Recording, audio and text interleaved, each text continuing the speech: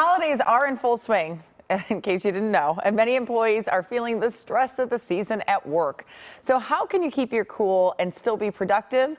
We're joined live by Richard Birke, a conflict resolution practitioner. I love your title. You have some tips for us this morning, Richard, on how to manage everything right now. What are some common reasons for conflicts, especially this time of year?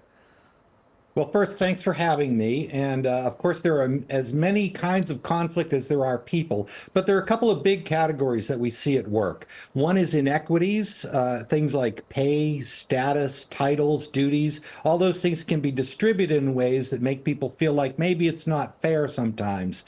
And the other big category is inadequate communication.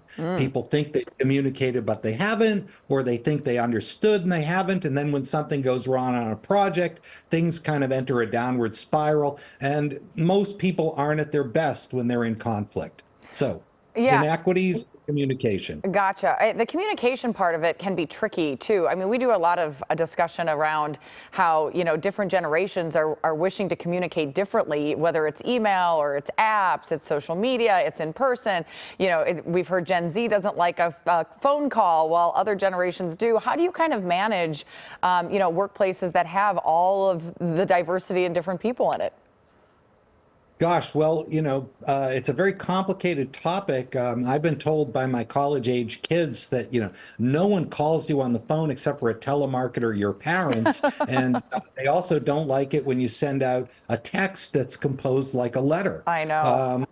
So there's lots of great information about how to navigate generational differences at work. But that's just one of the stressors, I think, that introduces a little bit more complexity in the workplace, especially around the holidays. I've always heard the term "to be clear is to be kind." Mhm. How do you get ahead of conflict, though, and where can that go wrong when people think maybe you're being a little too direct? Well, the best way to get ahead of conflict is to get trained. A lot of people become managers of organizations because they have great skills, maybe even a PhD, but it's probably not in conflict resolution. There are people who've been spending 30 or 40 years, like myself, just studying this, and they're still learning every day.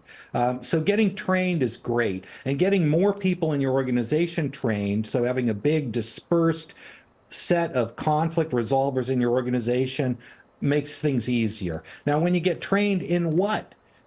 Interest-based negotiations, difficult conversations, borrowing the skills of a mediator, effective communication and effective meetings, that'd be a great start. And then if you want to go a little deeper, I dig into what's called conflict styles and different kinds of minds.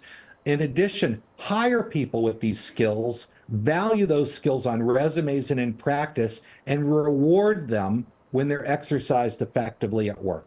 Well, there's such a range when it comes to emotional intelligence, right? And I know that's a buzzword out there, but it really is true that you do have to get training and understand many different personalities in the workplace. I've kind of run under the assumption of there's three sides to every story. There's my side of the story, your side of the story, and the truth is somewhere in the middle. Do you find that to be the case? There's a long history. If you go back to the movie Rashomon, which is one of the great Kurosawa movies, it's all about how different perspectives yield different outcomes for people. So I think it's important. And, when I get involved in big conflicts, it always starts with a lot of confidential conversation with all of the stakeholders because they all have a different perspective on what the conflict's about and how to resolve it.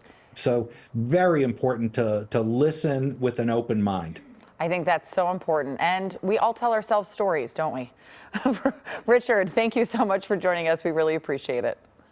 My pleasure. Have a great conflict-free holiday season. I hope so. Fingers crossed. Thank you.